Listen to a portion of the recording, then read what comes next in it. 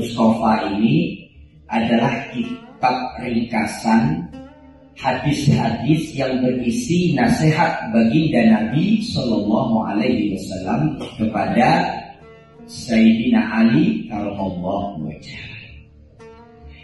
Ya Ali, wahai Ali, innar rajula, sesungguhnya seorang laki-laki, la yablughu, itu akan mencapai bil khuluqil hasani, dengan akhlak atau budi pekerti yang baik, atau akhlakul karimah, dengan perilaku yang sopan dan santun.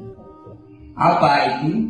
Darajat as-shaimil qaimil mughazi fi sabilillah, yaitu derajatnya orang yang berpuasa tetapi dia menegakkan dengan berperang di jalan Allah. Ini satu derajat yang tinggi yang pernah terjadi pada sebagian dari bukan sebagian, hampir keseluruhan, ya, 330 atau 333 tepatnya, antara atau 300-an, tidak pasti angkanya, dalam pasukan Badar, dalam keadaan berpuasa mereka kemudian berperang. Ini derajat yang sangat tinggi sekali, yang mungkin sulit untuk kita temui sekarang, ya, dalam keadaan berpuasa bisa berperang di jalan Allah. Derajat yang tinggi ini bisa dicapai dengan sederhana, sesederhana itu. Hasrat ingin makan tetapi tidak enak karena melampaui beberapa orang. Menahan diri, berlaku sopan santun, dinilai oleh Allah derajatnya sama seperti kamu puasa dan perang di jalan Allah, dengan resiko kamu mati, membunuh atau terbunuh. Lalu menahan, lagi sakit perut, menahan. Kenapa? Tidak enak di depan toilet itu sedang ada tamu, misalnya, ya kan? Mau lewat itu segan, sungkan, ya kan? Kesungkanan yang didasarkan dari rasa kesopanan diri. Semakin begitu kita menyadari, wah, ternyata Allah menyanjung derajat orang-orang yang berlaku sopan. Nahan sakit perut nggak ke toilet itu loh, derajatnya sama seperti perang Badar. Ya. Jangan meremehkan akhlak yang baik. Ya. Kok dari tadi mbaknya duduknya begitu terus? Ternyata beliau sedang mengagumkan majelis ilmu. Sebagaimana kita kadang-kadang duduk di depan kiai itu ya, duduknya itu iftirash gitu ya kan. Ya. Oh ya. Nah, tapi kalau duduk di depan sahabat sendiri atau yang kalangan kita kan santai begitu ya kan. Nah, ketika seseorang melipat kakinya dengan niat untuk mengagungkan seseorang dan menyopankan dirinya, Masya Allah, di hadapan Allah sama dengan derajatnya ahli Badar, sama dengan derajatnya orang yang berperang di jalan Allah, baik dia kemudian membunuh orang kafir ataupun dia kemudian gugur di medan perang. Siapa orang yang paling utama dalam perkara akhlak? Tidak lain tidak bukan adalah baginda Nabi Sallallahu Alaihi Wasallam. Ya. Beliau adalah seorang yang digelar khuluqin azim. Ya. Akhlaknya paling agung, paling mulia. Kalau orang bersalah kepada beliau, beliau memaafkan. Kalau berbicara kepada orang, beliau membalas dengan sepenuh badan. Kita kan kadang masih, yo, nah, yo, sambil kita membelakangi. Tapi kalau baginda Nabi itu dengan untuk menjawab iya saja, kita masih dengan ya, badannya, wajah dan badannya itu sepenuhnya melihat ya. Jadi tidak memalingkan badan dan wajahnya ketika berbicara itu, memberikan sepenuh hati. Sehingga sahabat-sahabat yang jumlahnya ribuan itu mengatakan, jika disurvei siapa orang yang paling dekat dengan Nabi, semua mengaku saya orangnya. saya orang yang paling dekat dengan Nabi. Kenapa? Karena begitu mereka berinteraksi dengan Nabi, mereka mendapatkan satu pengagungan, penghormatan, penghargaan yang sangat-sangat hebat. Sehingga mereka itu seperti apa namanya itu? Kalau bahasa Jawanya apa? GR-an itu apa? Kepedean. Itu bukan bahasa Jawa. Iya, ya kepedean. Merasa diri, sayalah orang yang paling dihargai oleh baginda Nabi. Sayalah orang yang paling dihormati. Akhlak-akhlak yang seperti ini ternyata mampu membuat luluh atau jatuhnya pandangan cinta Allah kepada kita. Jadi Allah itu senang kepada orang yang akhlaknya baik. Suatu ketika baginda Nabi memiliki tahanan perang. Tahanan perang ini seorang budak perempuan. Lalu dia mengatakan, wahai Muhammad, saya ini keturunan pemimpin di bangsa saya. Nah, di kelompok, di suku saya itu, saya ini keturunan pemimpin. Ayah saya itu selalu memberi orang makan, selalu memaafkan orang yang bersalah kepada dia, dan selalu memberikan kebutuhan-kebutuhan orang jika orang lain datang kepadanya. Apa kata Nabi? Lepaskan dia. Sesungguhnya dia keturunan orang yang berakhlak baik. Sering kita ya, terkadang persoalan hati ini, untuk kita bisa memaafkan orang lain, itu kita juga melihat ya, kita kesel atau sebal dengan seseorang itu karena angel, ya kayak istilahnya angel teman tuturanmu ya, beneran. Dibilangin susah, ngengkel. Nah, terus apa namanya tuh? Mencela. Ya kan? Nah, itu. Apa kalau ngengkel itu apa? Satu lagi ada bahasanya. Ada satu lagi selain ngengkel. Berukudul. Terus apa lagi? Hah? Mesusul. Hah? Dibilangin kok nggak bisa, apa lagi? Cengkal, dablek. Nah, ya ini semua kosakata yang mesti dihindari ya. Nah, ya itu contoh. Terkadang kita bisa orang yang punya kesalahan besar, tapi ketika dia datang kepada kita dengan ya anaknya baik, ya kan? Itu lebih mudah untuk dimaafkan. Allah juga begitu. Ya mungkin dalam kehidupan kita tidaklah suci, kita ini penuh dengan dosa, ya terjerumus dalam berbagai macam kemaksiatan. Ya. Tapi jika kita juga menjaga lisan kita, ya, menjaga perilaku kita, ya, minimal contoh kecil lah seperti ini. Ada seorang ulama yang menjadi alasan mendapatkan karomah. Sebab apa? Sebab dia nggak mau kentut di dalam masjid. Padahal secara syariat itu nggak ada larangannya. Nggak ada rumusan para ahli fikih kemudian rapat kita membahas apa judulnya, hukum kentut di dalam masjid, itu nggak ada. Tetapi beliau kemudian atas rasa takzimnya, ini rumah Allah. Kemudian akhlaknya kepada Allah itu adalah dengan tidak mengeluarkan gas beracunnya di dalam masjid. Jadi kalau mau buang angin, keluar dulu, ya kan? Nah ini salah satu akhlak, contoh akhlak. Nah, monggo nanti kita bisa masing-masing menetapkan, oh iya, aku apa ya kira-kira akhlakku kepada Tuhan apa ya? Misalnya kalau disebut nama Nabi, aku langsung tertunduk membetulkan dudukku, bisa. Ya seperti misalnya ngaji begini kan. A'udzubillah, sebenarnya teringat ya Allah ini ayat Quran. Sedangkan aku duduk di depan kiai, duduk penuh takzim. Sedangkan ini adalah ayat Al-Quran yang datangnya dari Allah. Maka aku tundukkan dudukku yang sopan, yang satu. Ada juga sih orang mungkin karena sudah terlalu dekat dengan Tuhan, Bismillahirrahmanirrahim. Kita nggak tahu ya, hubungan seseorang kan sangat personal dengan Tuhannya.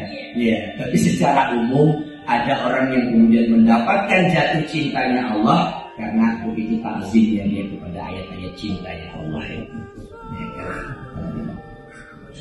Di majelis yang Jumat sore kemarin juga dikaji bagaimana kemudian nama baginda Nabi Shallallahu Alaihi Wasallam mampu untuk meredam pertikaian orang yang ada di Arab atau di semenanjung Arabia di Mesir. Ya. Ketika mereka cekcok, ya, yang kalau kata Pak Haji cekcoknya saja doa, gitu kan. 5 orang pun amin, padahal lagi tengkar itu. Ya. Nah, tapi begitu kita lewat, kita sebutkan Allahumma sholli ala Sayyidina Muhammad, mereka pun langsung terdiam, shollu alaihi, selesai pertengkaran. Ya. Sementara kita di sini sering menyaksikan orang bertengkar, begitu kita menyebut wallahi, jangan bawa-bawa nama Allah, jangan bawa-bawa Tuhan di sini. Terkadang kalimat yang seperti itu yang bisa membuat Allah jatuh membenci seseorang karena mulutnya.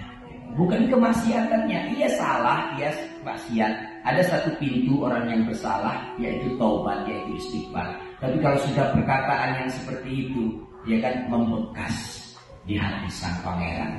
Membekas, kok kamu begitu? Disebut nama aku loh, kamu malah bilang jangan bawa-bawa Tuhan. Padahal namaku sedang disebut. Ini menjadi iktibar bagi kita bersama. Bagaimana akhlak kita kepada Allah, akhlak kita kepada surat cintanya Allah dalam bentuk Al-Quran, akhlak kita di rumah Allah, akhlak kita kepada kekasih Allah. Ini bisa menjadi syafaat kelak di hari akhir. Karena baginda Nabi Shallallahu Alaihi Wasallam pernah bersabda, aku melihat seseorang tertahan untuk bisa masuk ke dalam surga mendapatkan pengampunan. Tapi tiba-tiba aku melihat akhlak yang baik datang membantu dia. Jadi karena pernah ada akhlak yang baik di dalam dirinya, yang kadang kita tidak tahu. Misalnya saat buang air, ya, kita melihat ada seekor semut di lubang kloset. Ya. Kita yang bisa memutuskan apakah kita mau bom atau mau kita selamatkan dulu seekor semut ini.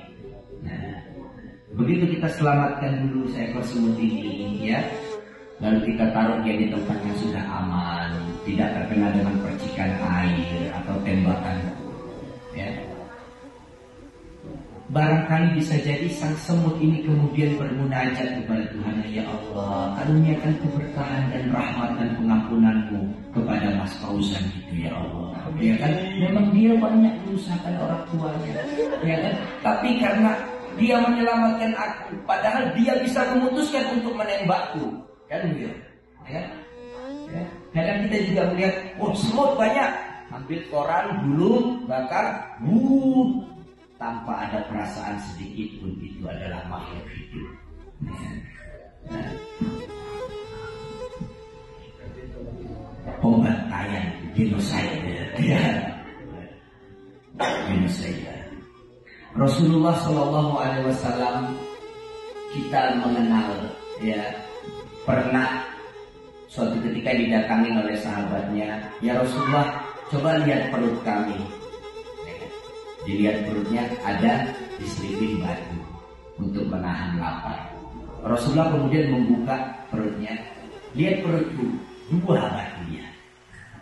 Sahabat lapar, tetapi ternyata Rasulullah jauh lebih lama lagi lapar, karena beliau adalah orang yang terakhir untuk kenyang. Akhlaknya seperti ini. Loh, apa betul itu karena memang laparnya saja? Bisa jadi. Tapi ada juga satu pendapat yang mengatakan itu cara baginda Nabi untuk mengatakan kepada Aisyah, masaklah, gitu kan. Aisyah ini jarang masak, barulah anak muda belia, gitu ya kan. Mungkin juga tidak terlalu paham banyak resep-resep, gitu ya kan. Sehingga jarang ke dapur, jarang bikin donat, masak soto, nasi tumpeng, pecel, itu enggak, gitu kan. Aisyah itu enggak begitu. Rasulullah ingin menyindir istriku, masaklah gitu ya kan. Tapi takut kata-katanya itu menyinggung Aisyah, sehingga Rasulullah kasih isyarat ditaruh batu di perutnya. Ya. Nah, kalau kita kan jauh sekali dari derajat yang seperti itu. Sudah dimasakin, asik. Ini apa ya lagi? Enggak gitu ya, saya aja berarti. Iya. Iya. Saya kadang kalau sedang mengurai tentang ilmu-ilmu akhlak ini malu sendiri saya. Iya. Sebab banyak manusia, orang-orang mengetahui kita baik dalam pergaulan, tapi ternyata ketika disurvei, diambil pendapat dari anak dan istri, kita ini monster, ya kan? Orang yang kejam, orang yang bengis, orang yang jahat di dalam rumah tangganya sendiri. Tapi di kalangan masyarakat, dia dikenal sebagai malaikat. Ini memang suatu majlek ya dalam menurut saya. Majlek. Satu kritikan yang sangat pedas sekali ya, untuk kita bisa menata diri bersama-sama. Ya. Karena ya duduknya saya di sini juga usini wa iyyakum untuk berwasiat kepada diri sendiri yang paling utama, ya kan? Baru kemudian menyampaikan kepada kita semua. Ya. Sebaik-baik lelaki adalah yang paling baik kepada anak istrinya, kepada keluarganya. Ya. Maka kalau kita mau mengetahui akhlak seseorang, ya survei yang paling utama itu tanya istrinya. Kalau istrinya mengatakan, ya, lihat pada hari kematian suamilah. Kalau istrinya begitu sangat meraung-raung, menangis ketika ada juga istri yang pura-pura aja kan. Alhamdulillah suami itu sudah mati kan. Kan. Ada pun yang meraung-raung sedikit apa, pin ATM lupa dikasih tahu, ya kan. Ya. Ini akhlak yang bagus akan mengantarkan seseorang kepada satu derajat yang tinggi, yang sama dengan orang yang berpuasa dan berperang di jalan Allah. Di dalam ayat Al-Quran juga Allah mengecam, disebut sebagai seorang yang agamanya itu dusta. Kamu ngaku beragama, tapi agamamu dusta. Siapa mereka?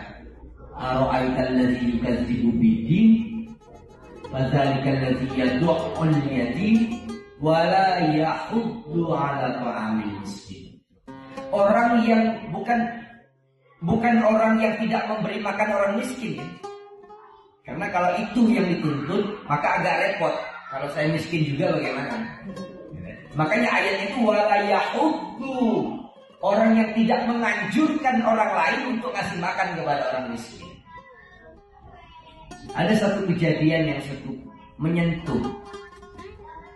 Ketika seringkali kita turun di lapangan ya, di masyarakat atau di pasar ya, di jalan-jalan, kita melihat gelandangan, orang-orang yang terlantar. Dalam kapasitas kemampuan kita, mungkin tidak bisa kita untuk mengayomi mereka. Mungkin tidak bisa kita untuk mengambil mereka, ikut ke rumah kita mandikan, kasih makan, kasih pakaian yang layak. Ya, mungkin tidak mampu.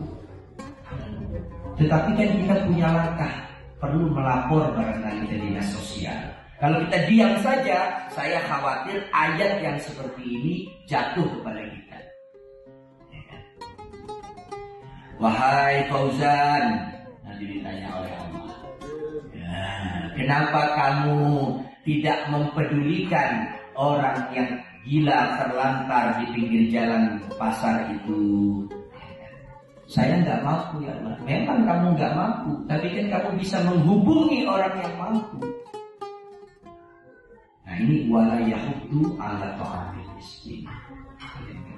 Mereka sedang rapuh, butuh kasih sayang. Bagaimana kita memberikan kepedulian kepada mereka? Bukan dari kita langsung, tetapi kita menganjurkan kalau dia nelpon grup itu mungkin barangkali dijadikan status, ada orang gila di jalan ini, yuk siapa yang punya uang, siapa yang punya jaringan di dinas sosial, siapa yang punya kenalan di pondok-pondok khusus untuk orang-orang apa? Iya, orang-orang terlantar seperti itu atau orang gelandangan gitu kan, tolong hubungi. Wala yahuddu ala ta'amil miskin. Ini diantara akhlak-akhlak yang perlu kita tanamkan kepada diri kita. Ya Aliyu, hadis yang selanjutnya, wahai Ali, kun basyash. Jadilah kamu orang yang senantiasa tersenyum. Nah, murah senyum. Fa inna Allaha yuhibbul basyashin. Sesungguhnya Allah itu mencintai, suka, senang kepada orang yang senantiasa tersenyum, murah senyum. Wa yubghidul abusal karihal wajh. Dan Allah itu tidak suka kepada orang yang cemberut, bermuka masam. Nah, pada kesempatan kali ini saya mau mengajak kita latihan senyum. Ayo Mbak, senyum Mbak. Senyum Mbak, bukan menguap, senyum. Senyum ya. Ini kayak Mas Fauzan paling tulus senyumnya. Mas Iwan, coba dibuka dulu.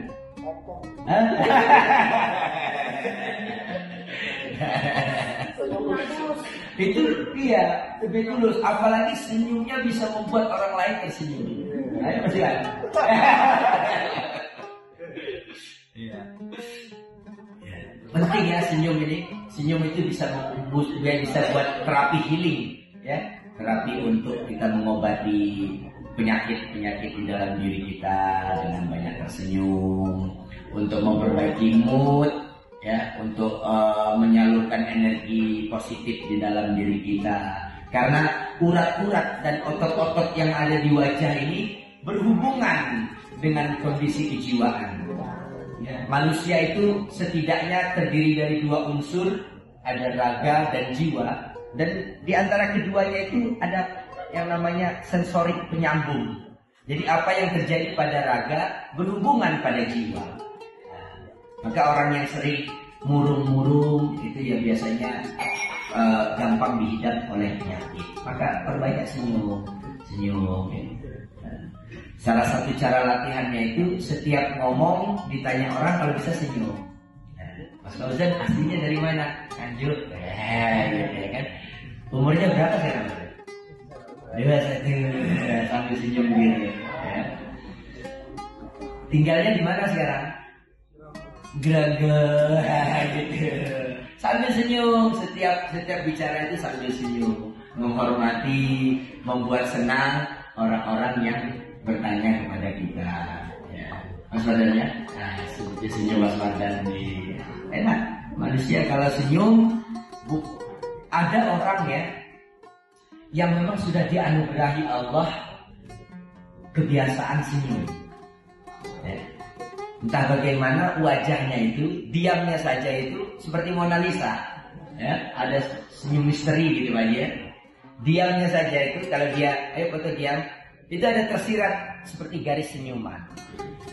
Orang-orang yang dianugerahi oleh Allah mudah tergelitik hatinya, ya, lembut, hatinya lembut, sehingga ketika ditanya saja senyum. Orang nggak lucu saja dia senyum, gitu, ya kan? Tapi ada juga orang yang barangkali dianugerahi oleh Allah tidak selembut itu hatinya. Atau dia memang ada yang tekukan mulutnya itu ke bawah, ya? Garis bibir, ujung kanannya ke bawah, gitu. Nah, memang agak sulit dan agak jarang mungkin dia tersenyum.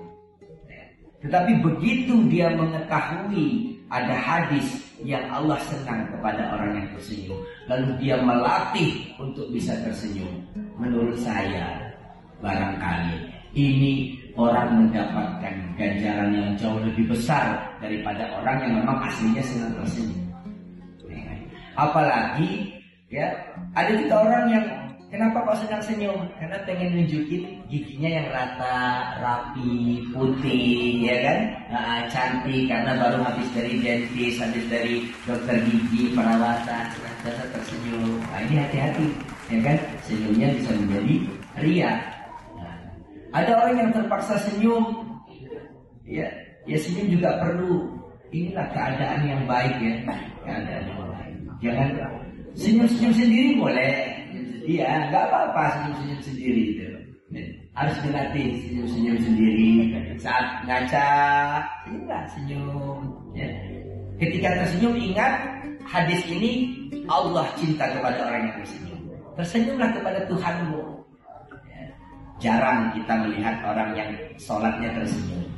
Iya, jarang. Biasanya kalau sudah sholat itu pasti serius, tekuk, mencari celah kehusyuan itu dengan satu keseriusan. Padahal sedang menghadap Allah. Dan Allah senang kepada orang yang tersenyum. Dan senyum itu tidak membatalkan sholat. Kalau tertawa dia, Allahu Akbar, wah, itu batal. Tapi kalau kita coba, gimana Mas Lutfi? Enggak. Tapi aku masih. Ya. Kalau ada orang sholat terus dilihatin ya enggak kurang bagus akalnya. Iya. Iya, barangkali setiap orang sebenarnya sholatnya tersenyum ya, tapi kita nggak lihat, ya. Karena kita nggak sopan lihat orang sholat ya. Iya. Apalagi nyuruh orang sholat. Orang sholat dulu. Iya. Guru saya di pesantren Krapia pernah mengatakan begini, jangan lagi ada air mata di dalam istighfarmu, gantilah dengan senyuman. Kenapa? Karena bukan lagi dosa yang kau ingat, melainkan anugerah ampunan. Kita kalau istighfar ingat dosa, nah itu biasanya masih terurai air mata. Ingat betapa jauhnya kita dengan hidayah, betapa gelapnya kehidupan di masa lalu, betapa jauhnya dari Tuhan. Ya, guling-guling ya kan. Ini ngopo kata orang kan. Ya, karena terlalu begitu menghayati dosa-dosa lama. Tetapi ada satu keadaan ketika kamu beristighfar tapi kamu tersenyum. Kenapa? Karena yang terlintas atau yang ada di dalam benakmu adalah betapa indahnya karunia ampunan dari Allah. Masih dikasih kesempatan hidup, ya kan benar. Ya. Kita dulu betapa ya Allah, pantasnya orang yang seperti kita ini dipites dan ditiadakan sama Allah. Dan tidak perlu itu, nggak perlu ada. Model orang seperti kita ini kalau nggak ada pun nggak berpengaruh apa-apa pada kehidupan ini. Tetapi masih diberikan kesempatan oleh Allah untuk bisa bernafas, makan, tidur, bangun lagi, melihat, merasakan sejuk, merasakan kehangatan. Air masih mengalir di tempat kita. Ketika kita mengucapkan Astagfirullahaladzim, senyum kita menaikkan. Kenapa? Di dalam istighfar kita yang terlintas adalah betapa Allah masih memberikan kesempatan yang indah bagi kita. Kun basyas, ya, jadilah kamu orang yang senantiasa tersenyum. Karena Allah itu yuhibbul basyashin, cinta kepada orang yang senang tersenyum. Ya Aliyu, sebagai hadis yang terakhir sebelum kita tutup. Wahai Ali, Rasul ibadati, puncak daripada ibadah atau puncak daripada pengabdianmu adalah as-sumtu, yaitu diam. Illa min dzikrillah, kecuali ibadah yang zikir atau mengingat Allah. Ada sebuah pandangan mengenai akidah yang paling dasar itu adalah akidah la ilaha illallah. Ketika kita memiliki konsep atau mendefinisikan Tuhan itu sebagai Allah, sebuah sosok, ya. Realitas ketuhanan yang bernama Allah. Di atas la ilaha illallah itu ada la ilaha illa huwa. Tiada Tuhan selain Dia. Dianya sudah tidak bernama lagi. Artinya sudah masuk kepada kupasan yang kedua. Dari pengejawantahan Tuhan itu sudah masuk kepada kupasan yang kedua yang sudah tidak memiliki identitas nama. Ya Dia.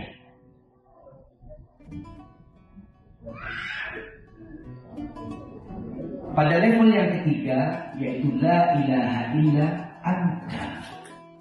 Tidak Tuhan selain Engkau. Ini sudah mulai kedekatan.